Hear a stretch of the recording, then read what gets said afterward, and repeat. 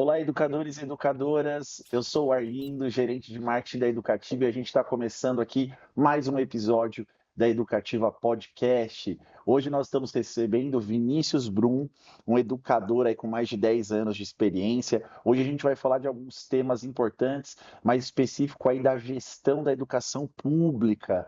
É ele que está entrando de cabeça aí num projeto super interessante que a gente vai falar hoje aqui, então não perde na sequência aqui. Antes, eu queria agradecer o nosso patrocinador, a Engenhoteca, uma empresa de cultura maker, STEAM, robótica, que tem ajudado as escolas a trabalhar com a criatividade dos alunos, elevar o potencial criativo deles. Então, se você ainda não tem um projeto ou quer melhorar essa área na sua escola, acesse o QR Code, o link que está aparecendo na sua tela, siga eles no Instagram e conheça mais dessa iniciativa. E também, se você chegou até aqui e ainda não sabe muito bem do que é educativa, nós somos uma plataforma de educação continuada, de formação continuada para professores da educação básica. Lá nós temos mais de 60 cursos voltados para professores das mais diversas áreas, desde a educação infantil até o ensino médio. Então temos trilhas de socioemocional, cultura maker, tecnologia, metodologias ativas. Para você que é gestor também, temos mais de 14 cursos lá, todos eles com certificação válida pelo MEC, o que é muito importante para você que quer crescer também na questão de remuneração. Então, acesse esse QR Code que está aparecendo agora aí na sua tela e conheça mais desse projeto que também tem revolucionado a educação. Pois bem, muito obrigado por ter nos acompanhado até aqui. Agora eu inicio o nosso bate-papo agradecendo o Vinícius Brum por essa visita, por ter vindo até aqui hoje. Vinícius, muito obrigado. Eu quero, nesse começo, te dar a oportunidade de se apresentar, né? Conta um pouquinho para a gente da sua trajetória, por que, né, foi picado aí pelo mosquitinho da educação, desse amor pela sala de aula, de onde vem tudo isso? Fica à vontade, muito obrigado. Legal, Arlindo. Eu que agradeço o convite, agradeço a Educativa também pela oportunidade do espaço. É sempre um prazer poder falar sobre educação. Acho que sobre o que a gente gosta, a gente se sente muito à vontade de falar, né? E aí, para começar respondendo essa sua pergunta, o mosquitinho da educação, na verdade a gente que é professor até brinca, né? Que é a loucura de ser professor. Ainda Sim, mais num país em que a gente sabe que é um pouco desvalorizado, né? Em diversos âmbitos, mas que bons profissionais não largam o batente, continua buscando formas, né? De melhorar e de também levar educação de qualidade, inclusive através de plataformas como Educativa, que podem trazer isso, né? Para o bem-estar do professor e para a sala de aula dele, isso vai refletir automaticamente. Comigo não foi diferente. Eu sempre conto, principalmente para os meus alunos, que eu estava no último ano da minha primeira graduação, que foi na área de administração, foi de gestão. E aí nós tínhamos lá dentro do quadro de aulas uma disciplina chamada seminários, que eu nem sei se tem mais em algumas formações, mas que eu acho extremamente importante, porque era um semestre de seminários, literalmente, um individual, um em dupla e um em grupo, e o individual sempre ficava por último. E nessa data aí do individual, eu tinha um tema que estava trabalhando no meu artigo científico lá para graduação, e a professora me procurou, a professora da disciplina, e falou assim: ó, Vinícius, eu vou te deixar por último para apresentar, porque você tem um projeto legal, eu acho que vai cativar. Nós podemos fazer no auditório? Era sempre em sala de aula. Chegou a minha vez, vamos para o auditório. Falei, tudo bem, vamos para o auditório, vamos fazer no auditório. E aí fomos para o auditório. E aí, Arlindo, quando eu estava lá, olhando para aquela turma e me sentindo à vontade com o tema que eu estava trabalhando, eu pensei, eu nunca mais quero sair daqui. olha só. Então, literalmente, acho que foi esse o momento que o bichinho me picou ali, sabe? Eu tinha tido outras experiências, né, vindas de apoio, né, algumas mães pediam ajuda para os filhos, porque eu já estava na faculdade e tudo mais, aquele reforço escolar que a gente tem, né, antigamente era muito mais comum, então já tinha essa ideia um pouquinho do professor, mas a sensação de estar diante de um público, né, uma plateia, uma sala de aula, foi diferente, e foi algo ali que me despertou. E aí, assim que eu concluí a faculdade, essa mesma professora me orientou, ela disse: olha, você tem uma oratória legal, você consegue explicar o que você gosta, você cativa a audiência, por que você não vem ser professor ou tenta, né, conhecer um pouquinho mais sobre isso?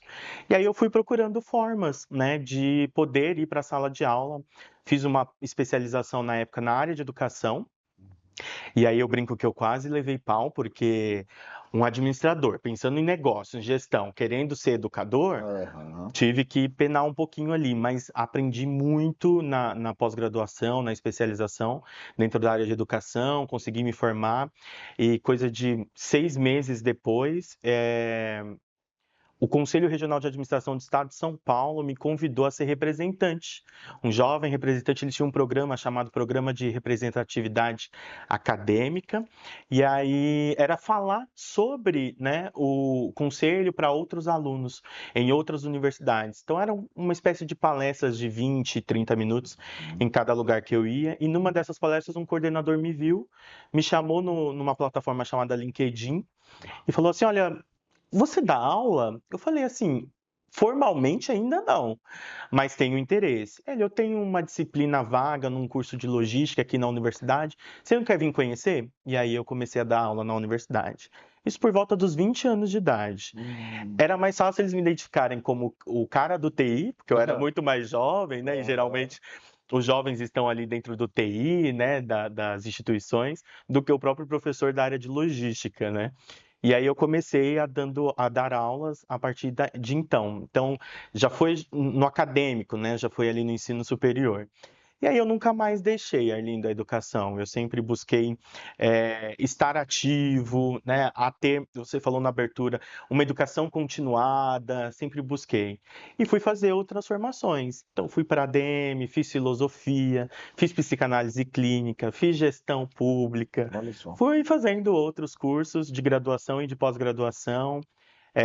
Minha mais recente formação no ano passado foi um mestrado na área de psicanálise, porque eu sempre entendi que pensar no humano, né, pensar nas pessoas como outro ser humano, que até um teórico que fala sobre isso, né, que você pode dominar todas as técnicas, saber todas as formas, mas quando você estiver lidando com um outro humano, É seja verdade. também uma outra alma humana, né? O Jung fala bastante disso. Então eu falei, eu preciso tentar trazer, né, minha primeira formação que é gestão, a educação, mais esse cuidado com pessoas, junto para a sala de aula, para uma palestra, para um encontro com amigos. E essa foi a minha busca durante esses 10 anos de educação, trabalhando dentro do acadêmico, ou na educação profissionalizante, ou até mesmo agora, mais recente, na educação técnica. Então, olhar o ser humano, né, como um todo, e poder transferir esse conhecimento para ele também. A gente teve por muito tempo uma ideia meio equivocada que a palavra aluno vinha, né, de um significado de que era uma pessoa sem luz. Eu não gosto muito dessa ideia, né?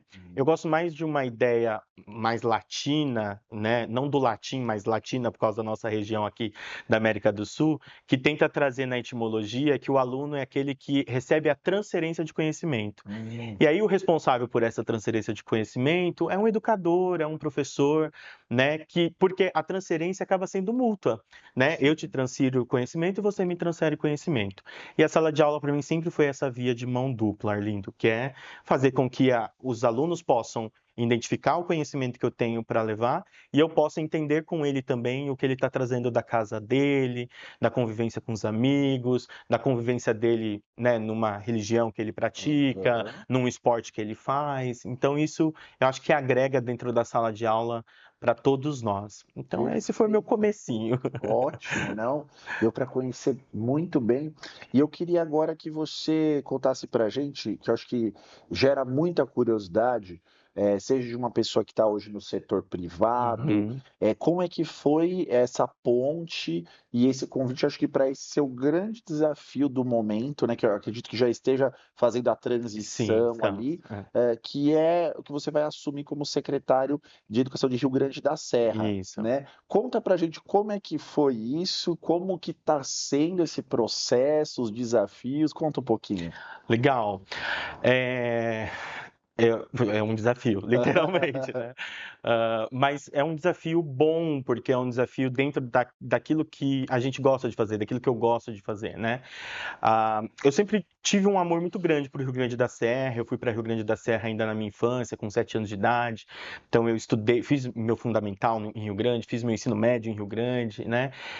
Só não fiz a minha graduação em Rio Grande porque realmente Rio Grande, né, há alguns anos atrás não tinha nem o polo de educação à distância, por exemplo. Hoje já Aham. tem, mas não se tinha, então eu precisei fazer a graduação fora de Rio Grande, senão teria feito por lá também. Mas eu sempre identifiquei, principalmente no meu ensino médio, algumas necessidades que os jovens ansiavam e não tinham. Como, por exemplo, uma educação profissionalizante, Hum, uma formação um pouco mais específica, uma preparação para o mercado de trabalho, sim. né? E aí, estando na faculdade, ou quase saindo dela já, eu comecei a chamar alguns amigos, me envolver com outros amigos também, que tinham, né, ideias muito parecidas com a minha, e a gente começou a ofertar projetos gratuitos em parcerias com a própria instituição pública, né? Então, escolas estaduais, a ETEC de Rio Grande da Serra, então com alguns outros amigos, um deles é o Akira, que agora é o atual, será, né, o próximo prefeito de Rio Grande da Serra. Na época ele nem ansiava ainda pela política, a gente queria um movimento que mudasse a história da juventude, Legal. independentemente de ser político ou não. Então a gente não tinha esse olhar ainda, né, pensando na política local, mas pensando na juventude local. E aí, com o apoio de algumas ONGs, com o apoio de algumas ETECs, né, de alguns nomes até conhecidos que a gente trouxe aqui, Uhum. professora Cirlei, o Centro Paula Souza, que é uma Aham. grande referência para nós aqui no estado de São Paulo, né, a gente começou a levar esses projetos gratuitos para as instituições. Então, em ETEC, por exemplo, nós levamos um projeto chamado Mini Empresa, que é um Hum, projeto que monta realmente uma mini empresa, muito parecido com as empresas júnior que tem nas sim, universidades, das mas faculdades. num tamanho um pouco menor no ensino técnico, mas que eles têm lá que vender ações, eles têm que criar um produto, eles vão para uma feira dentro de um shopping vender esse produto, Sim. né?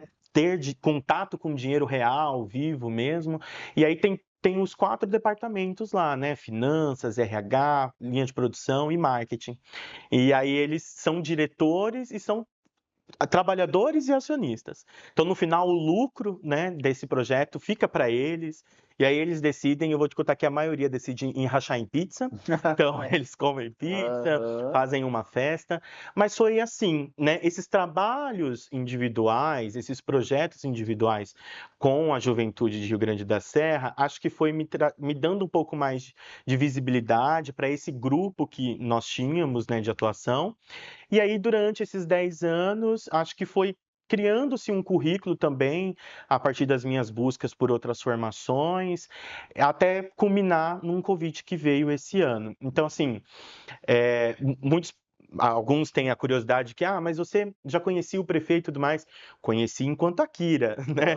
Não Aham. conhecia ele enquanto a questão política, apesar dele já ter sido vereador na cidade e tudo mais. A gente sempre fez trabalhos voluntários, né? E aí, na minha ideia, é de que, bom, agora ele sendo prefeito, os trabalhos voluntários podem aumentar, a gente pode ir para outras escolas, né? Agora vamos ter uma abertura maior, já que tem um apoio dele. Mas foi o contrário do que eu pensei. Ele realmente me convidou para trabalhar a partir desse currículo. Então, quando a gente sentou para conversar, é, ele trouxe essa fala, né? De que, olha, a partir da sua tecnicidade, né, do seu parecer técnico, do seu olhar, a nossa equipe aqui não vê outra pessoa dentro da cidade, e você é próximo da cidade, foi da cidade, é da cidade, Aham. a gente precisa de você aqui. E aí eu vou te confessar que a primeiro momento eu titubeei, né? Eu fiquei pensando assim, mas a gente fala tanto sobre renovação, sobre Sim. fazer a diferença, de trazer a mudança, surge a oportunidade e a gente às vezes deixa passar. Falei, bom, é uma oportunidade cheia de desafios, mas que eu acho que vai ser importante não só para mim, enquanto profissional, mas também para a cidade, para a equipe que nós temos formadas, que são equipes técnicas, né, sem apoios políticos. Eu não sou contra, a Importante. gente é Aham. importante, tem que ter, mas não dá para ser só Sim, disso, né? Então a gente perfeito. precisa de ter profissionais técnicos também à frente dessas pastas tão importantes nas nossas cidades, principalmente na região do ABC. E aí surgiu esse convite e eu acabei aceitando, né? E como você disse, a gente está no período de transição, então, o meu período de transição, a equipe que está trabalhando comigo, a secretária adjunta, o diretor de cultura também, porque lá nós temos uma junção de pastas que é educação e cultura, né? Aham. Então, eles estão olhando mais tecnicamente para isso, e eu busquei ouvir a população como um todo, né? Que bom. Então, tenho ido em algumas escolas já, em algumas atividades, para poder conhecer um pouco mais a necessidade. Hoje, Rio Grande tem cerca de 14 escolas com a APAE, então, perto de outras cidades ainda é pequeno, mas é um público que está sendo atendido. E aí, o olhar lá, maior, é de pensar não só a educação básica, mas pensar também que mesmo o jovem que está numa escola estadual, ele ainda é munícipe de Rio Grande da Serra. Com certeza. Então, eu não posso abandonar, né, ou deixar de lado esse jovem só porque ele está sendo atendido pela rede estadual. Muito pelo contrário, a rede estadual precisa ser minha parceira enquanto municipal, para que eu possa, de alguma forma, ofertar uma educação profissionalizante, continuada, né, para que ele possa se sentir seguro e preparado para o mercado de trabalho.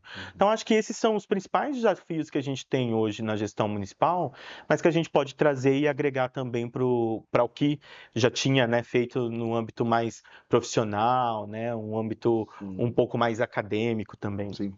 Eu falo porque grande parte da minha vida escolar eu fiz em Uhum, escola pública, sim. né? Alguns anos na particular, mas grande parte na pública. E eu percebo que desafios daquela época onde eu estudei, eles continuam vivos, né? Desafios aí que ainda estão aí. Que eu posso listar aqui, por exemplo, a questão da segurança, Uhum, seja do professor, exato. né, ou dos próprios colegas, dos próprios alunos.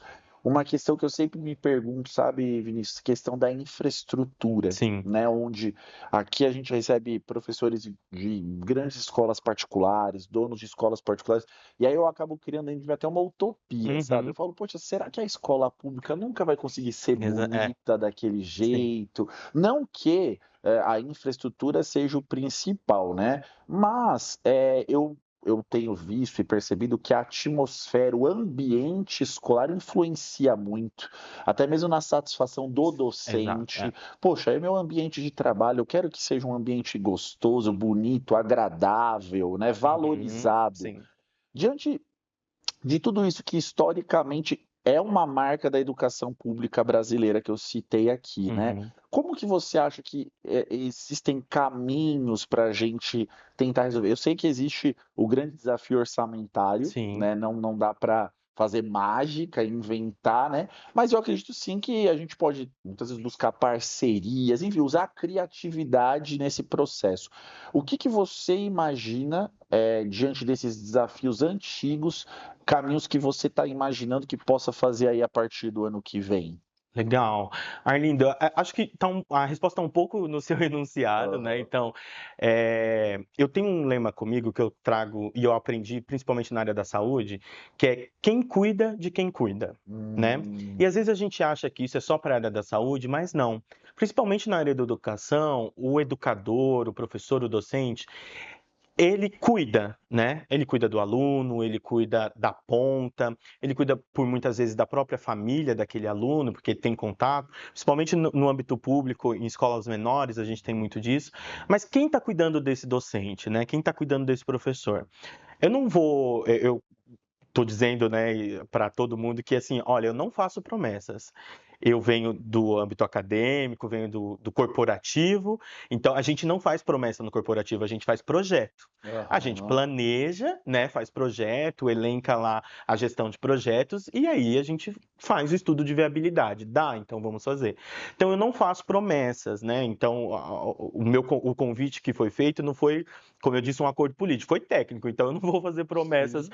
para ninguém. Mas é um fator essencial de ter esse olhar, né, de cuidar dessa pessoa que cuida. Então, esses desafios, como você trouxe, também foi da minha época, é de outras pessoas que estão nos ouvindo, e ele vai permeando, né? Parece que é um elo sem fim. O elo é sem fim, mas parece que assim, nunca vamos quebrar esse elo para que esse É. desafio seja vencido, né?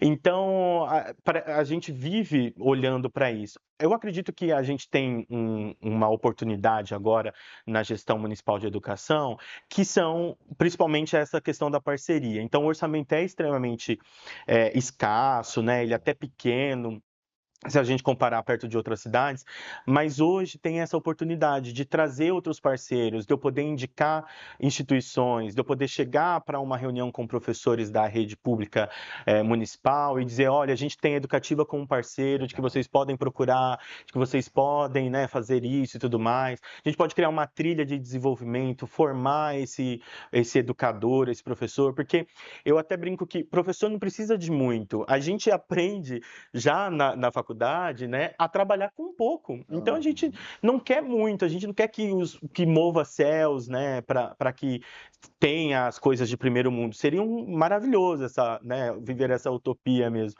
Mas o pouco que já nos basta nem é dado, né? Então é esse o olhar contra isso, né, que é o olhar que a gente traz hoje, ou que eu trago hoje para a gestão municipal de educação, de que mesmo o pouco que não é ofertado, então vamos começar por aqui, né? Vamos pensar diferente, vamos ouvir esse docente, vamos preparar ele, né? Vamos dar a substância, né? Ou vamos dar aquele amparo para que ele possa se sentir preparado e confortável com a sala de aula também, né? Então, vamos olhar a instituição, tem segurança, não tem? Como que a gente vai trabalhar com isso?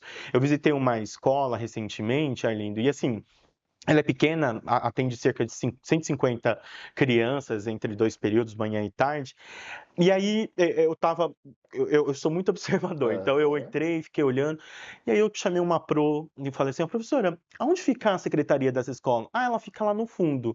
Isso já me assustou, porque se eu sou uma pessoa desconhecida e eu preciso ter um atendimento numa secretaria, eu passaria por cerca de 3 salas de aula de criança para chegar. Então, assim, são coisas mínimas que não foram olhadas, né, na sua execução, e acaba prejudicando hoje. Então, assim, é um cuidado básico, né? De que as crianças não precisam ser vistas por estranhos, elas nem devem ser vistas por estranhos. Então, numa escola, o atendimento precisa ser na portaria, a partir dali, né? Se é identificado um pai de uma criança e etc., aí sim, acompanhado, né, de algum funcionário da escola, ele vai ser atendido adequadamente.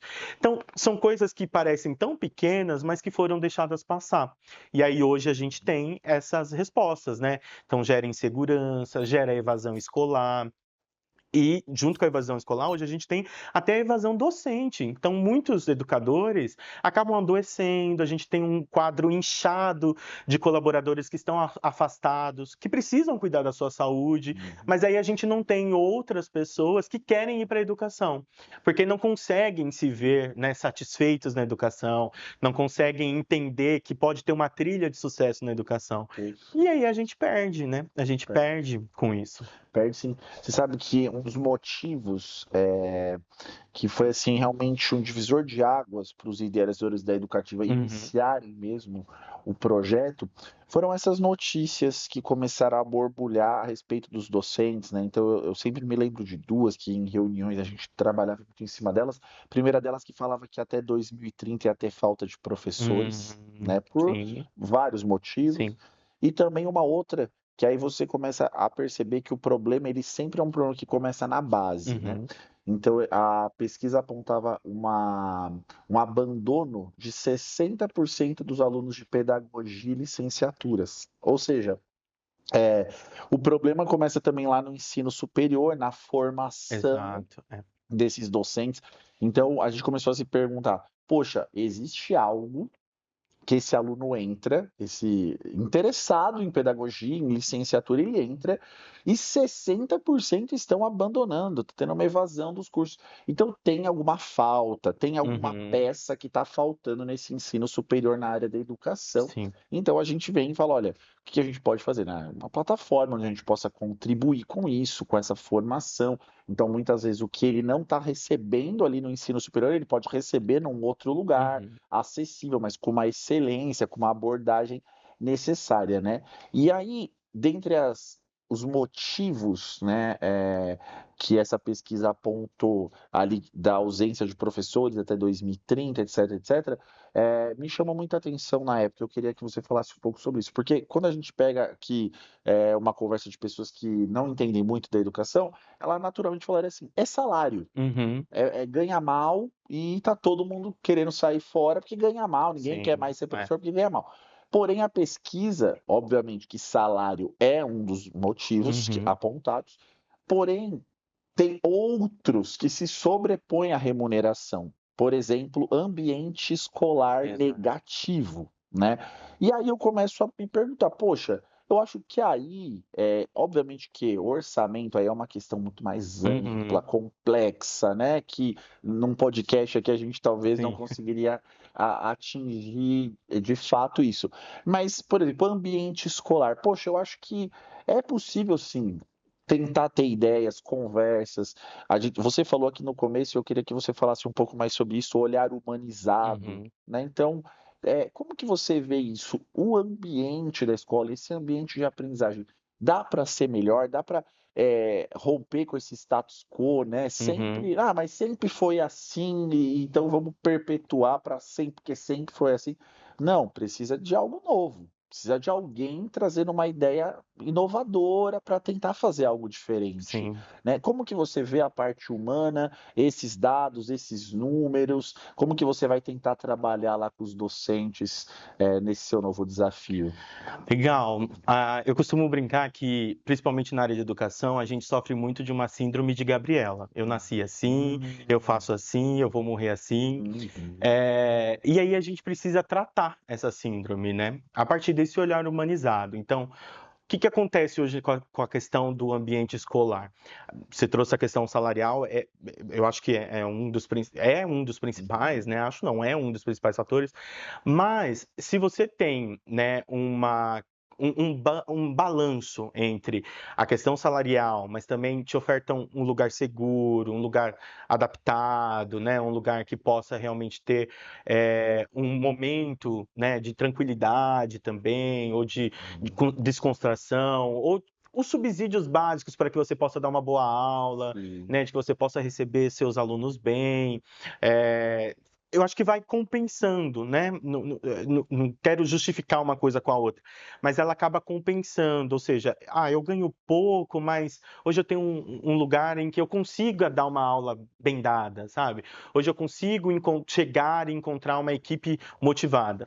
Mas hoje a gente tem o controlador de acesso da unidade desmotivado. A gente tem o coordenador dos professores desmotivado.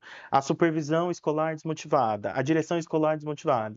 O professor se desmotiva e aí ele passa para toda a comunidade escolar isso. Aham. Os alunos, os pais, né? Então, é claro, a gente não pode generalizar. A gente tem muito profissional que acaba tirando leite de pedra mesmo, É. né? Isso é real, é a realidade do nosso país. Mas aí a gente precisa entender, Arlindo, olhar para esse profissional, reconhecê-lo e fazer com que ele possa ser um multiplicador dessas ideias. O que a Hum. gente tem muito na gestão pública educacional, né? É a falta de comunicação. Comunicação básica. De uma professora que faz algo muito bom aqui, não conseguir comunicar com a unidade de um outro bairro mais distante. Uhum. E isso é um dos olhares que eu trago desses encontros pedagógicos para que a gente possa falar disso, de que a Uhum. gente possa contribuir um com os outros, né? Para que a gente possa realmente olhar. Nesse instante, você, Arlindo, pode ter uma ideia incrível que eu não pensei antes, mas que o seu olhar sobre a minha escola ou sobre os meus alunos ou a atividade que eu empaquei vai poder contribuir. Olha, Vini, eu vi em tal lugar isso, acho que casa com a sua atividade. Eu trago, faço minha análise, posso adaptar e dar uma aula incrível. Uhum. Então, de novo, a gente volta para o básico, né? A gente vai Sim. rodando, rodando, mas é o básico, é a lição de casa que a gente acaba deixando de fazer. A gente passa para os nossos alunos a lição de casa, mas a gente que está do outro lado acaba não fazendo a nossa própria lição de casa. Então, esse olhar humano que eu falo é desse cuidado básico mesmo, de identificar essa necessidade, de identificar realmente como que esse professor está chegando. a gente, como educador, fala muito de Paulo Freire.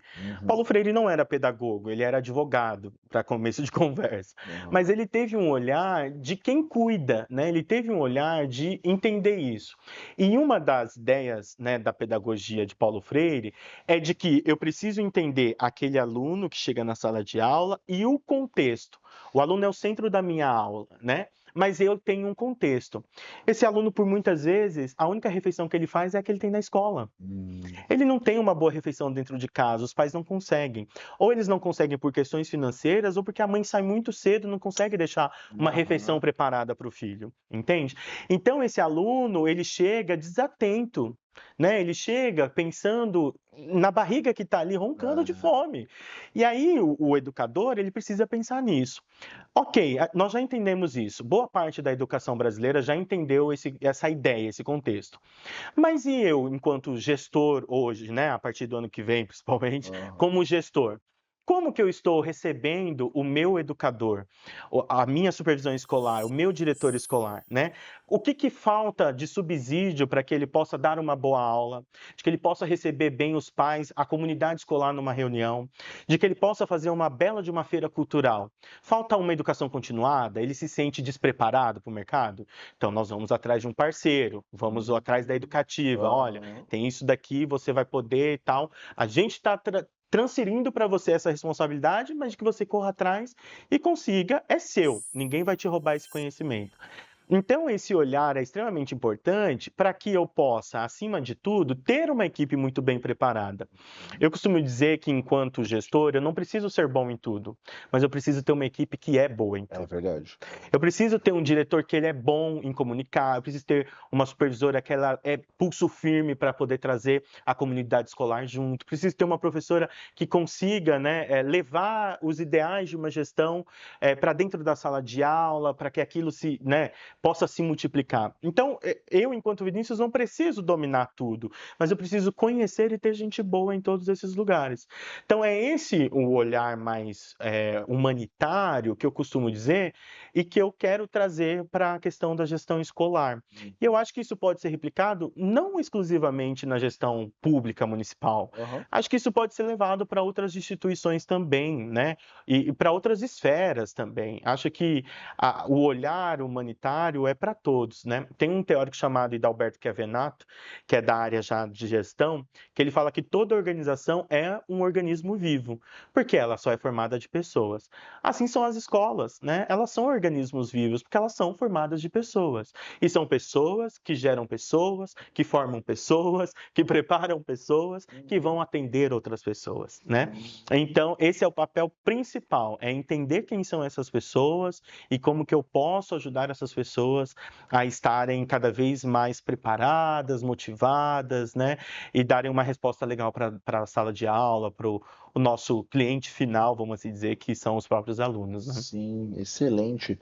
Um ponto que eu queria ouvir sua visão, o que você tem pensado disso, e agora, né, acho que você vai ter uma responsabilidade também muito grande como gestor, tecnologia e educação, né?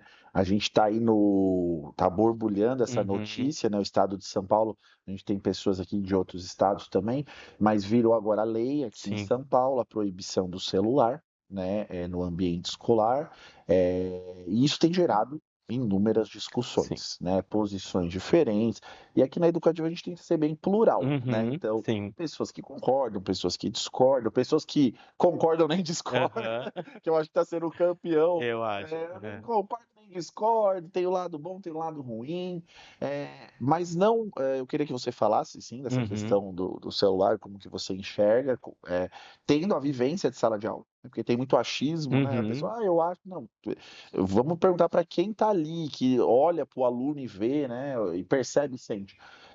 Que você fale disso, mas eu queria que você trouxesse um pouquinho mais amplo da tecnologia na educação, né? O quanto isso pode ainda caminhar no ensino público. Percebo que em alguns casos a educação privada ela tem menos burocracia, então ela Sim. consegue desbravar mais rápido, trazer inovações. Poxa, empresa tal, né, firma parceria. Eu sei que a educação pública ela é um pouco mais lenta, porque requer N situações que não depende apenas só de um gestor, Exato, né?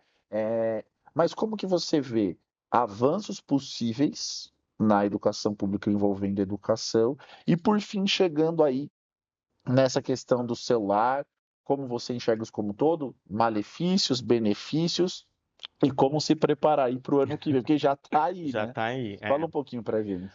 Eu sou muito adepto da tecnologia. Eu gosto muito da tecnologia, principalmente para trabalhar em sala de aula. Eu não Uhum, vejo a tecnologia como uma inimiga da sala de aula, muito pelo contrário.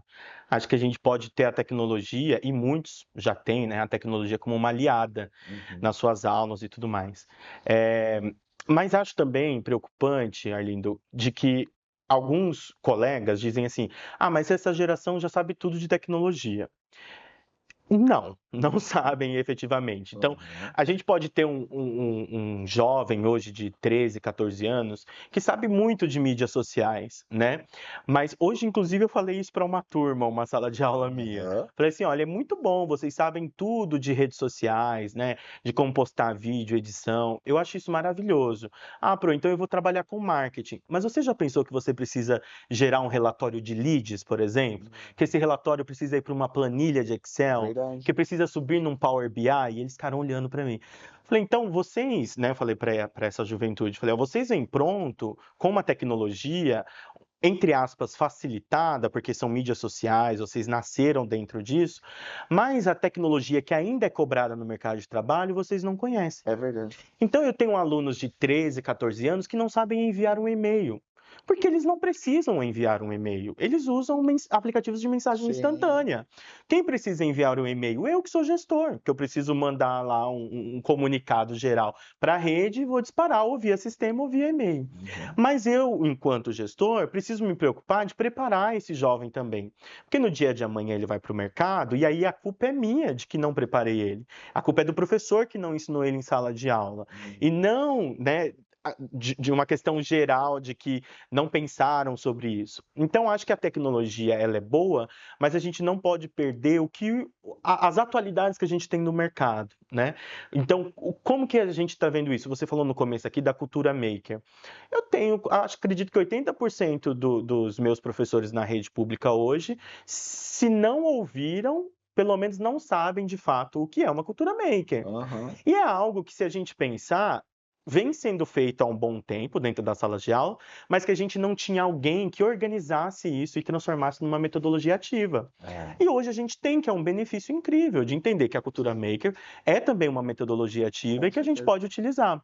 Então, dentro da educação pública, eu acho que a gente precisa trabalhar principalmente essas barreiras que se tem.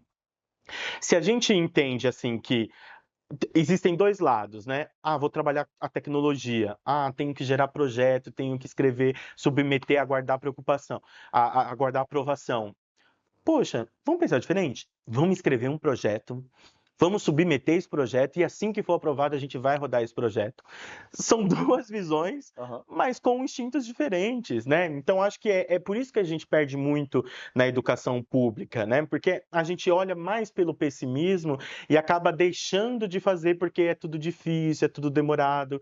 Mas se a gente começar a trabalhar, né? Em algum momento isso vai ter que acontecer. Então acredito que a gente não pode deixar a tecnologia de lado e precisa trazer. E aí agora a gente culmina com essa legislação a partir do ano que vem, e aí como um bom filósofo, vamos assim dizer, né? Fiz filosofia lá atrás. Eu gosto da ideia da justa medida. Acho que as nossas escolas públicas não estão preparadas para dar um subsídio tecnológico, vamos assim dizer, para essas crianças. Em que sentido, Arlindo? Muitos pais, muitas crianças, enfim, precisam ter a comunicação com seus filhos. E Uhum. aí alguns colegas que estão me ouvindo podem até dizer: "Ah, mas antigamente nós vivíamos também numa era diferente", Uhum. né? Uhum. O pessoal calha muito de falar assim: "Ah, não se faz filho como antigamente". Não mesmo, nós estamos em 2024. Não tem como É fazer filho verdade. igual 1990, entendeu? Aham. Nós estamos em esferas completamente diferentes. Então, hoje, a própria mãe mãe dá um telefone celular para uma criança no intuito de que ela se sente mais segura, porque ela vai conseguir falar com o filho dela sem precisar de intermediadores. O diretor da escola, a supervisão da escola, até o professor chegar nesse aluno. Então, acho que a gente ainda não está preparado para esse subsídio, né, desse cuidado que vai acabar ficando sobre a responsabilidade da escola novamente, né? Então, acho que a gente precisa tomar esse cuidado com essa ideia. É claro que são casos isolados, a gente vai ter que analisar cada caso, né? Mas acho também que a gente precisa entender que o próprio celular poderia e tem sido usado como uma ferramenta didática também, né? Hoje eu tenho professores que aplicam provas por meio de formulários, né? Ali na sala de aula, acompanhando, e aí passou a usar algo que poderia ser de extrema distração para proveito da escola. Outros, né, nós vamos ter outros que já não têm essa ideia de utilizar o celular, por exemplo, como um subsídio da sua aula, um apoio da sua aula, que eu também respeito, é a forma dele de dar aula, é aquilo que, né, ele entende como certo.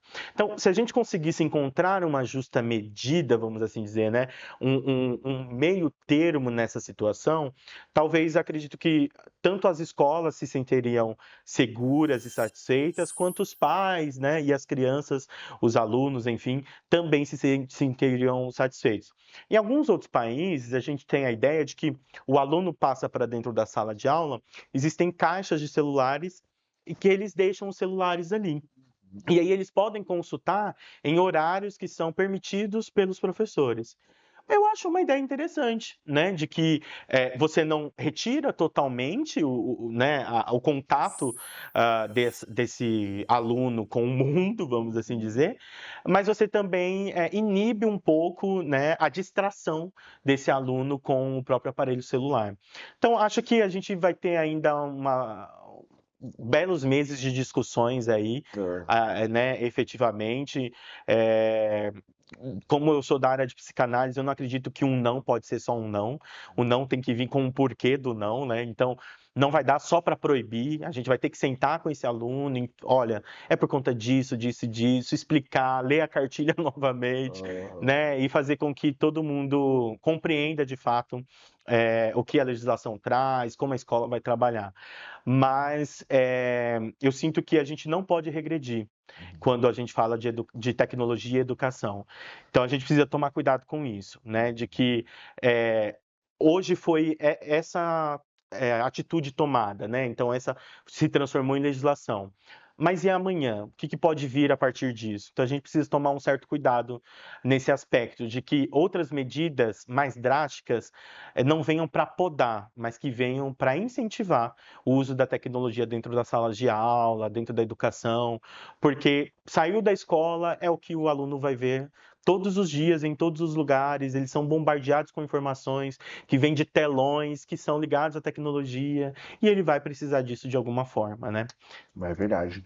Não tem como fingir que a gente vive em outro tempo. Eu gostei muito Exato, disso que você colocou, porque senão a gente se coloca também num mundo irreal, sim. né?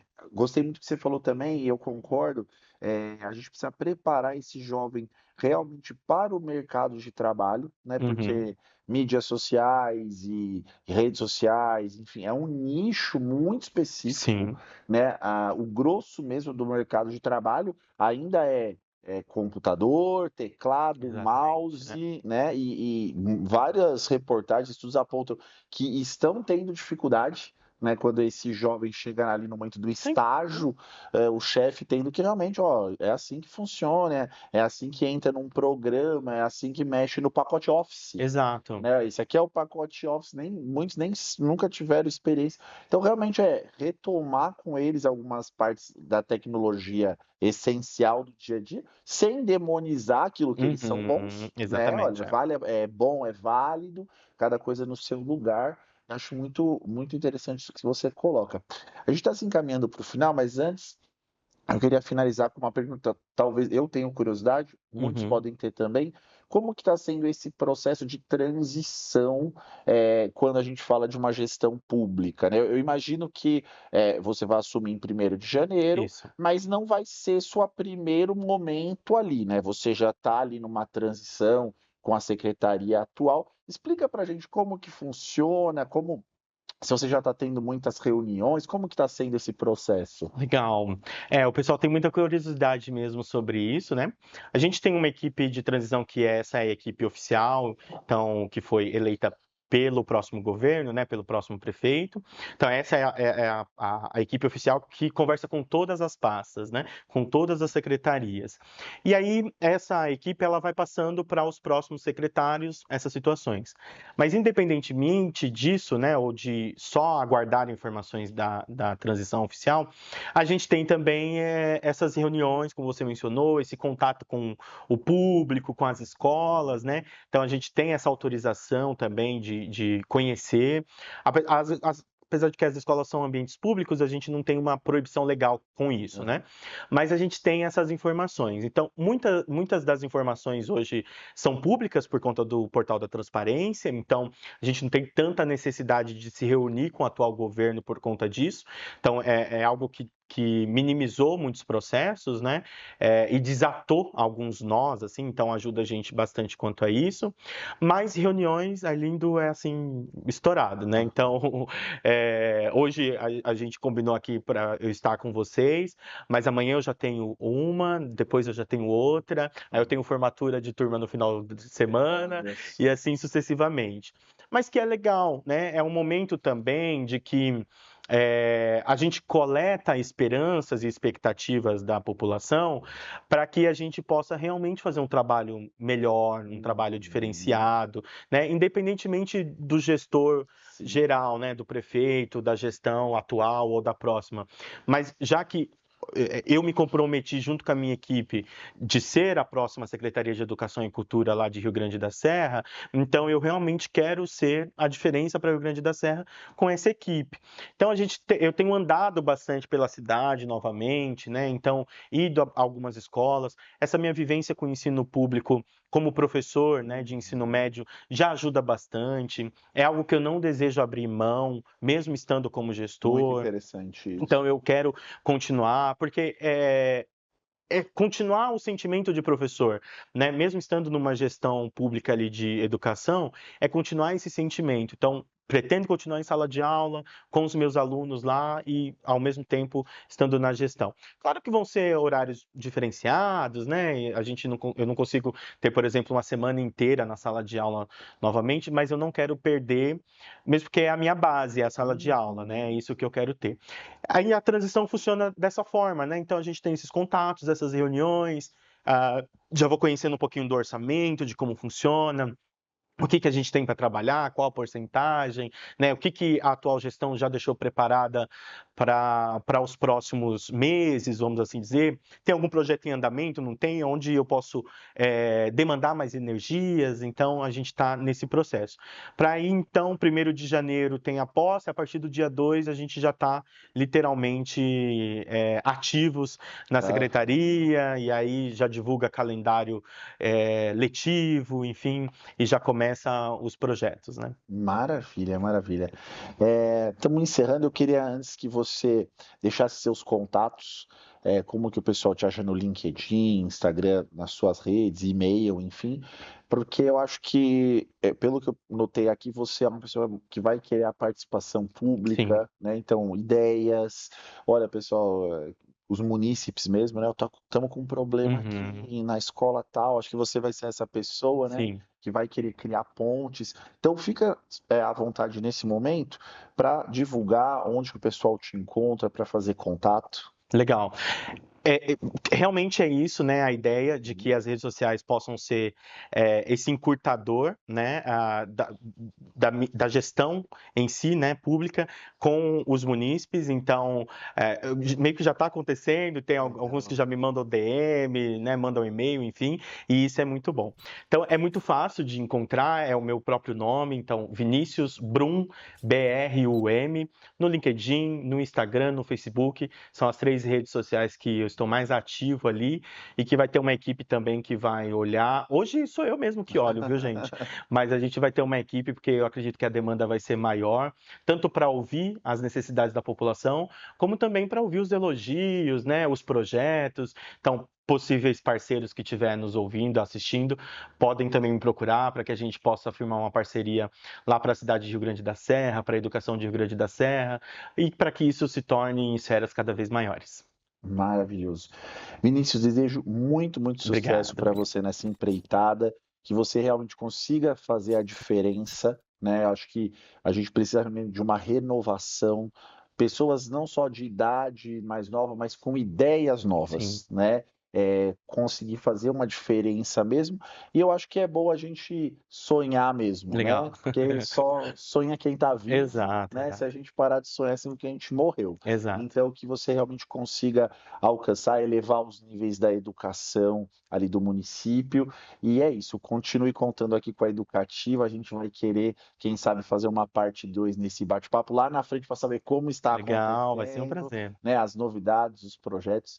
Então, nosso muito obrigado mais uma Obrigado. vez, tá? Eu que agradeço, fico à disposição para a Educativa como um todo, e será um prazer se a gente tiver essa oportunidade para conversar novamente. Com Obrigado, Arlindo. certeza.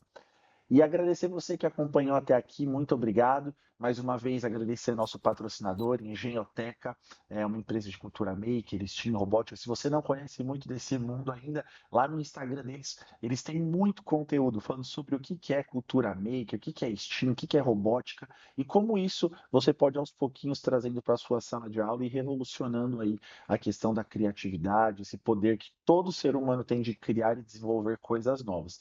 Você também que quer investir na sua carreira, na sua formação continuada, acesse agora esse link aí, esse QR Code, que vai te levar para o nosso site.